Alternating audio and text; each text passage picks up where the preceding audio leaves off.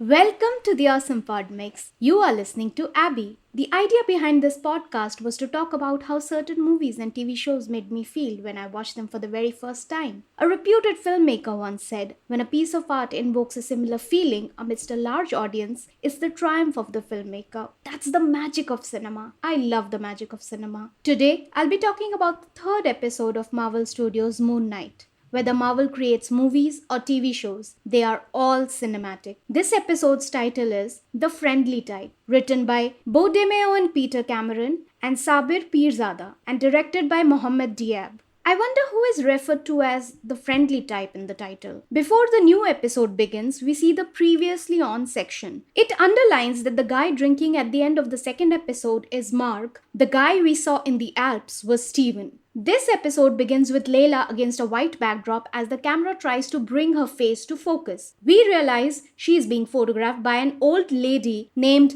Lagaro as per the subtitles. But in the credits, they have just mentioned Forger instead of using her character name. Layla discusses her encounter with Marc. She reveals how she found him 20 minutes away from their first home. She is worried about Marc being by himself in Cairo. Lagaro, the Forger lady, prepares Layla's fake passport, where the name reads Layla Abdullah Fakuli, an antiquities dealer. The date of issue on this fake passport is 29th May 2019. This makes me think that even Mark Spector's passport and the date of issue on the passport being 14 December 2018 may be fake. Lagaro offers Layla a canister, and upon closer look, I think they are marshmallows. We learn that Layla deals with stolen antiquities and takes them off the black market. You know who else owns stolen art in the MCU? The power broker, Sharon Carter. Layla's father used to call Layla his little scarab, and he used to take her along to his dig sites when she was a child. The Marvel Studios title sequence begins over the music of Batwain's Beak.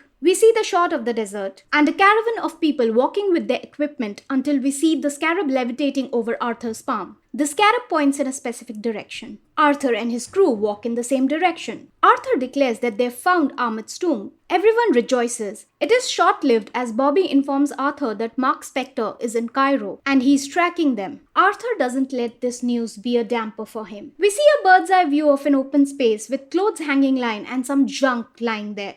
A person runs across, and as we get a closer look, we realize it's Marc hopping rooftops. Two men, one sporting a bandana and one with curly hair, stab a guy to death. A young punk wearing a red scarf watches that from the side. Marc is just a few seconds late. These guys are not ready to give up Harrow's location. Bandana man flips his knife in the air, showing off his knife skills, and sharpens it, scuffing on the tile floor. Marc asks if they're fighting or dancing. As Marc fights with the two men, the young punk attacks Marc from behind and makes a cut on his back. Marc reacts annoyed. The young punk further strikes him to stab, but Marc grabs his arm and twists it. The young punk winces in pain. Marc is about to punch him, but he pulls his punch and slaps the young punk instead. This shows that Marc would never punch a kid. He is not as bad as Steven has made him out to be. Marc continues his fight with the two men, and the young punk throws a knife at him to kill him. He misses the target. The knife skills guy tries to show off again and gets punched by Marc repeatedly. The curly hair man comes to knife skills man's rescue and corners Marc. Marc fights him off. The young punk removes a switchblade to kill Marc, but Marc punches him down. The curly hair man comes at Marc with a big knife, but Marc manages to snatch the knife away from him. He's about to do some serious harm with the knife, but just at that moment, Steven stops Marc, speaking through the reflection in the knife. Marc blacks out. When he wakes up, we see the close-up of his eyes in the rearview mirror of a taxi. Marc reacts confused. Marc demands the taxi driver to stop and questions where he's taking him. The taxi driver says airport. Marc spots the curly hair man and the young punk from the taxi's window. He asks the taxi driver to stop. Marc gets down from the taxi and confronts the young punk and the curly hair man. The young punk says, "Just let us go, man." They appear scared. I wonder what Steven must have told them that they are so scared. Marc insists on speaking to them, but they run away. Marc chases after them in the Cairo market without paying the taxi fare. The taxi driver runs behind Marc but stops in his tracks as he realizes he cannot abandon his taxi. The curly hair man and the young punk run into an alley where there are a lot of rugs and carpets rolled and kept vertically with the wall support. The curly hair guy drops one of the carpets to stop Marc. That is the moment when we see the camera guy in frame. I'm sure it was a genuine mistake and Marvel is going to fix it. The curly hair man bumps into a local. This gives Marc an advantage and he's able to catch the curly hair guy.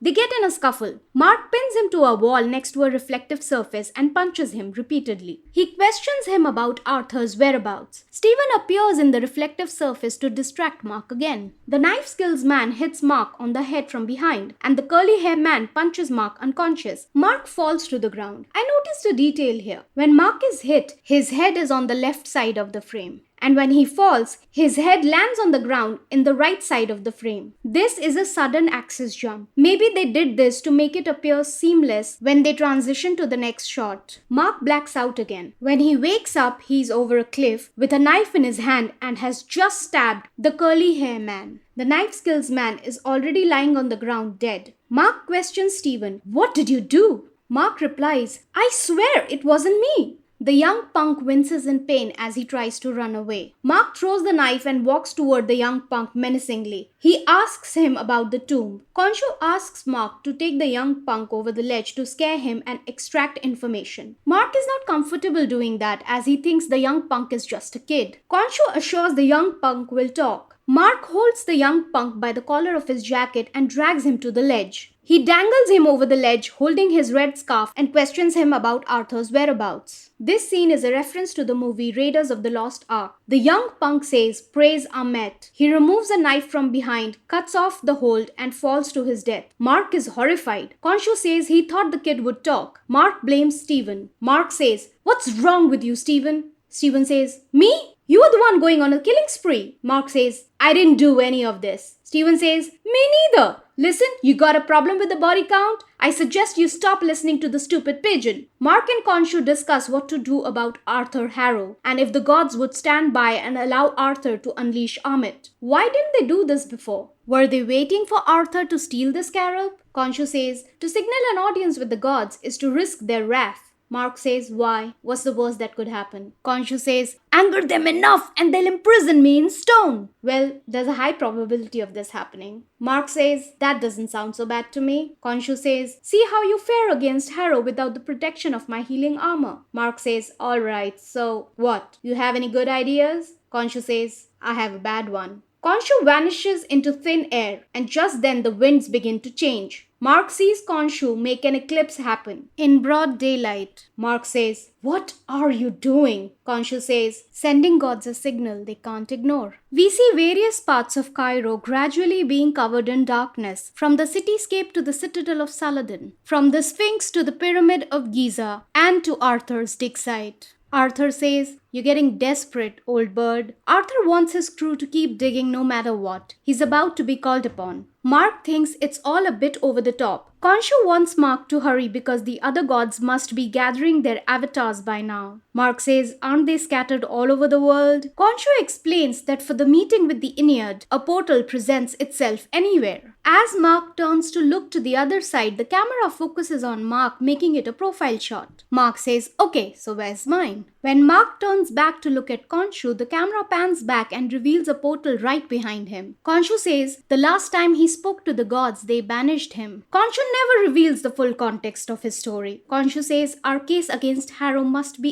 indisputable." Marc says, "Aren't you coming with?" Khonshu walks in the opposite direction and says, "I'll be there." Marc enters the portal. As he walks in, we see Stephen's reflection, and he is mighty excited to be inside the Great Pyramid of Giza. We see the same shot from the featurette where all gods convene. The other gods' avatars appear one by one. Marc meets Hathor's avatar, Yatzil. Hathor is the goddess of music and love. She reveals Khonshu and her were old friends. He used to enjoy her melodies, and Khonshu must have spoken about her to Marc. Marc reveals that gods aren't Khonshu's favorite topic, and the only sound Khonshu enjoys is the sound of pain. One of the gods, Selim, calls out Yatzil as if she's committing a crime by interacting with Marc. I found out that name from the subtitles. There are some empty seats at this Ennead meeting, 3 by my count. Yatzil checks if Marc knows how all this works. Marc denies. Yatzil advises not to fight it. It's a strange sensation and he'll get used to it. In attendance, Horus, Isis, Tefnut, Isiris, Hathor.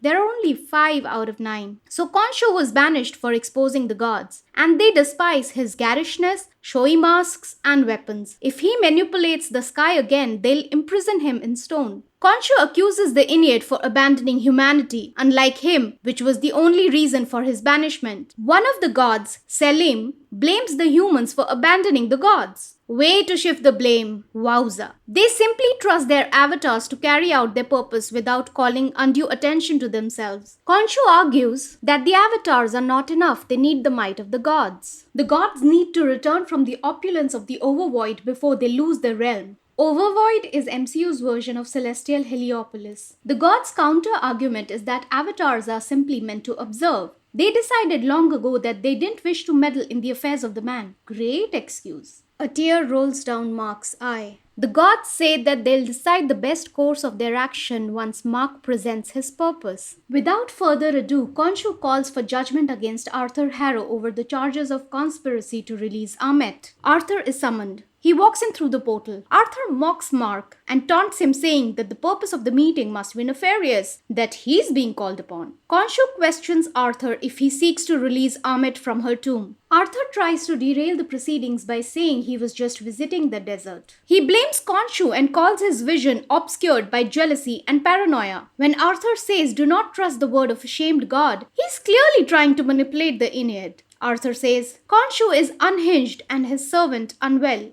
This is a low blow. Arthur is discrediting the accuser so that his case won't have any merit. Forget resurrecting Ammit. This is his biggest crime because he uses Marc's dissociative identity disorder to put him down and win his case. When he says the man is clearly insane, that's the final nail in the coffin. Marc is about to punch him, but one of the gods, Selim, twists his arm using electric force. He says they will not tolerate any kind of violence in the chamber. Oh, and the havoc Ammit would wreak upon the earth? That is okay. Arthur says Khonshu is abusing Marc the same way he abused him and is also aspiring to abuse the court. The court wants to hear from Marc Spector. Marc admits that he is unwell and he needs help. Hathor urges Marc to speak freely if he feels abused by Khonshu, as this is a safe space. But Marc says, it's not about my feelings. I'm not the one on trial here. That's the exact thing I said. He is not on trial. This is about how dangerous Arthur is and the gods need to listen to them for a second. The gods release Arthur saying that he's committed no offense. No offense? No offense? He killed an old lady in the Alps. He even killed the guy who gave him the scarab. No offense, my foot. The matter is concluded. What ridiculousness is this? Yatzil feels terrible for Marc and suggests there's another way. Ammit was buried in secret, and the location was hidden even from the gods. One Magi named Senfu was tasked with recording the location of the tomb, in case gods changed their mind and decided to show mercy. Find Senfu's sarcophagus, and you'll find the tomb. His sarcophagus was sold on the black market. Cue in Layla. Marc is in a similar looking market from before, and he asks a juice vendor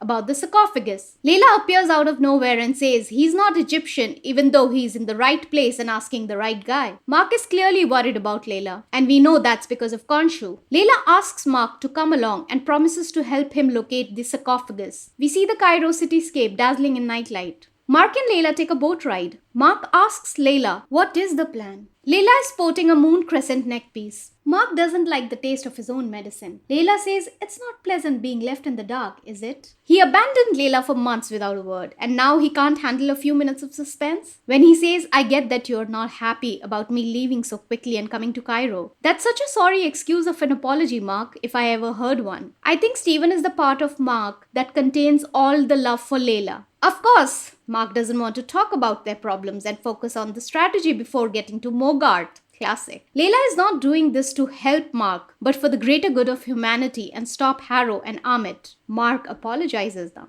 You can see that the apology is genuine. Layla nods, but you can see it in her eyes that she's hurting. Girl, don't do this to yourself. Move on, you deserve better. Layla tells Marc that he could have shared what he was feeling all this while, and about Steven. Marc reveals that he had it under control until very recently. Layla pushes him to open up, but Marc is reluctant. Layla holds Marc's hand and assures him they could have handled it together. Marc and Layla hold each other's hand. Marc reveals he's not the sharing kinds. It's such a beautiful and heartbreaking moment between the two. Marc is too scared to let himself feel anything, so he retracts his hand, saying, "It's too late now." That's cold, Marc. Why are you doing this to her? What did she do to you? Layla is on the verge of tearing up, so she takes a band and ties her hair up to contain herself. She's clearly hurting. Once they dock, they realize that Arthur's men are keeping a tab on them. They get their story straight. Marc is Rufino Estrada, Layla's husband, and they got back from their honeymoon in the Maldives. When Marc says that's an interesting little detail, it means it's true. They arrive at a castle backyard where a game of El-Merma is being played. El-Merma is the oldest fencing competition in the history of Egypt, where men ride on horses and fight with stakes. Mogart's bodyguard Beck says, "Anton Mogart is looking forward to meeting you, Layla, after Madripoor." So Layla might have met Sharon Carter. Marc mocks Mogart for playing a game of El-Merma in his backyard. Mogart takes the responsibility of preserving history very seriously. Mogart wants to know from Marc why they are interested in Senfu's sarcophagus.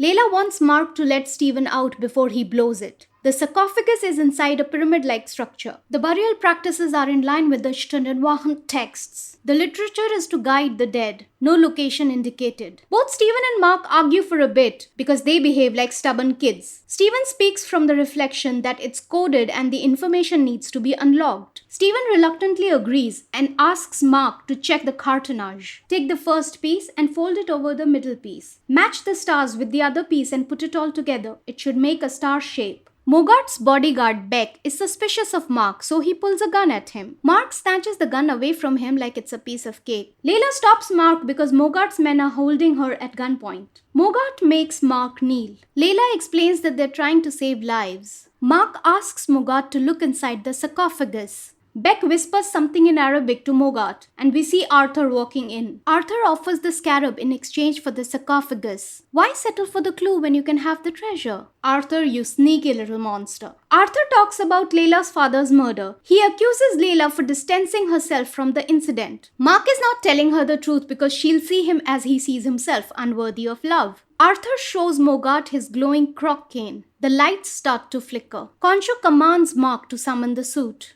Marc is reluctant. Arthur chants in Coptic, displays the cane power and destroys the sarcophagus. Arthur leaves. Instead of rushing after Arthur for destroying history, Mogart's men are concerned about Marc's disappearance. The camera tracks into Marc in his Moon Knight suit atop one of the pyramid structures. Beck takes Mogart away from the scene. Moon Knight uses his Moon Crescent weapons to kill the men holding a gun at Layla. Layla retrieves the cartonnage from Senfu's sarcophagus. Layla turns to leave but finds Beck blocking her way. Layla uses the broken shards of glass as a weapon to fight Beck. She uses anything that she can lay her hands on as a weapon to fight off Beck. Moon Knight is fighting Mogart's men, sweeping their legs and throwing his crescent moon weapons at them. One of Mogart's men holds his cape and makes it difficult for him to move. No capes! Edna Mode from The Incredibles was right. Steven can't take it anymore. He says, "Stop it, Marc, stop it. No, Marc." Moon Knight is breaking people's bones one after the other. He stomps at one guy, breaks the arm of the other, the leg of another, and punches one senseless who's trying to shoot him. He's about to strangle him when Steven asks Marc to give him the body. The transformation happens and we see Mr. Knight in the suit. He apologizes and the man falls to the ground. He urges everyone to calm down and chill the F out. Mogart's men impale Mr. Knight with stakes one after the other. Steven begs Marc to take the body back. Marc takes over and uses the stabbed stakes to stab others attacking him. Mogart's men stab him in his leg, one of them crucifies Moon Knight in the palm, and all of them manage to pin Moon Knight down. Layla is quite fierce in the way she fights. She manages to hold Beck off on her own.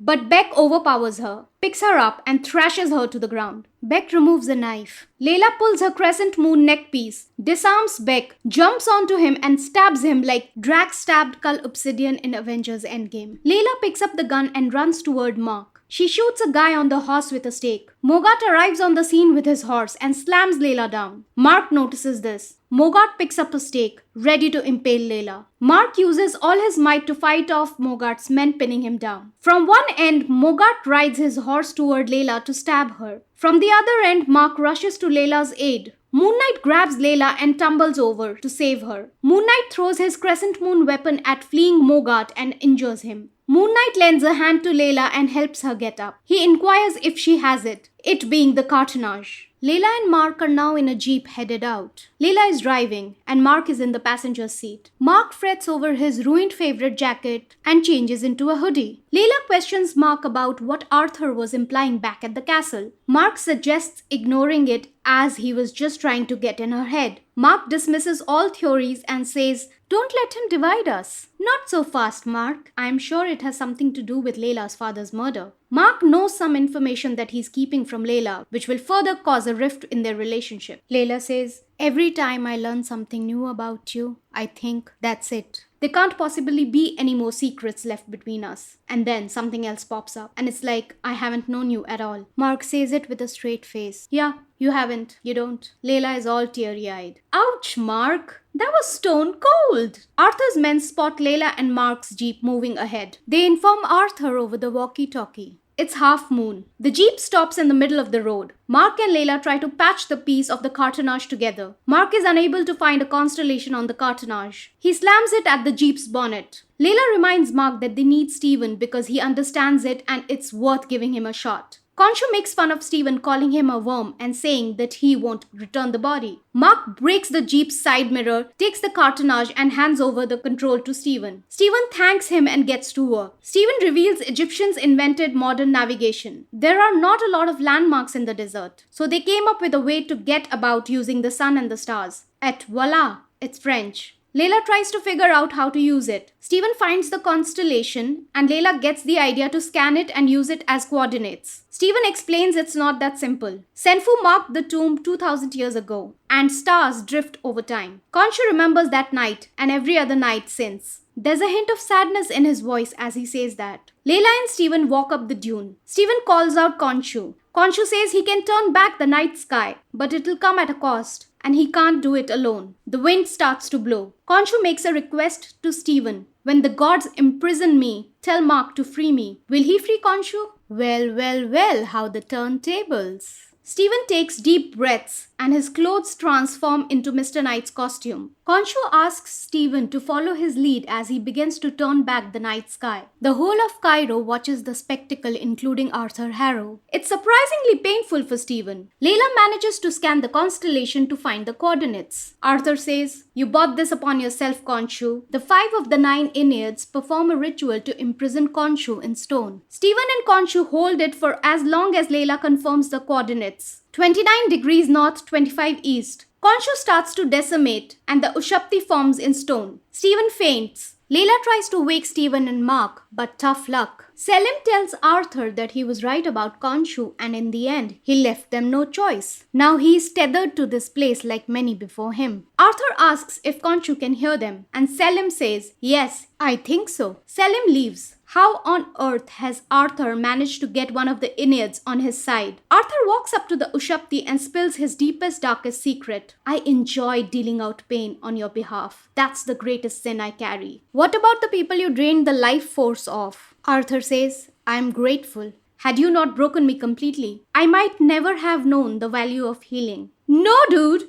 You don't have to be broken to know the value of healing. That's ridiculous and insane. Insanulous." Arthur picks up the Ushabti and tells Khonshu, "I'm going to do what you could not, and when it's finished, I want you to remember one thing. Your torment forged me. I owe my victory to you." Arthur is teary-eyed here. I can't figure whether Arthur is thanking Khonshu or accusing him. At this point in the show, I'm not thrilled to see how they would stop Ammit or how Khonshu would be freed or how Marc became Moon Knight in the first place. I'm so disappointed. Usually by the 3rd episode of any MCU show, it's most exciting because the conflict is at its peak. Here, I'm not so sure. I feel terrible for Layla because she's being pushed away. I like that Marc and Steven are trying to accept each other and find a middle ground to work together. The story feels too fragmented at this point, and the stars are literally not aligning. Unlike at the end of this episode, it's too easy for Arthur to just navigate around and offer deals in exchange for the scarab. I saw a few cool tricks Moon Knight can do with his suit, but now that he won't even have the healing armor of Khonshu, what's the point? I should be worried about the world on the verge of destruction, but I'm not. My expectations are so low from the rest of the series. The show started off with a lot of potential. I get that it needed to throw in some relevant information through the scenes to take the story forward, but now it feels like it's not engaging enough. Even the scene with the gods inside the pyramid of Giza was not as I expected it to be. I get that the gods don't like garishness, but apart from the giant statues in the background, I didn't feel these gods were some powerful entities. Khonshu being imprisoned in stone didn't hit me at all. I don't care about him because he's a selfish god. I don't know what will happen in the coming episodes, and maybe this was the only way to tell the story. I'm glad that the show deals with sensitive subject like dissociative identity disorder, but that's it. Stephen has been ridiculed for being himself by Khonshu. Marc was shamed by Arthur for his illness. Both are villains. The only person I care for is Layla. I'm rooting for her to save the day. The show's title is Moon Knight, but I'm not rooting for Marc or Stephen at the end of this episode. The end credit sequence begins. This episode is dedicated to the French actor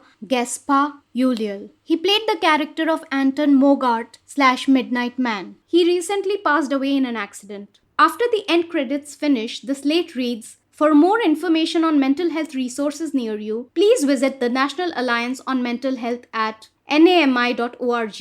You can listen to the Awesome Pod Mix and subscribe to it on Apple Podcasts, Spotify, Amazon Music, and Google Podcasts. If you like what I'm doing, I'll be launching the Awesome Pod Mix page on Patreon soon, and you can support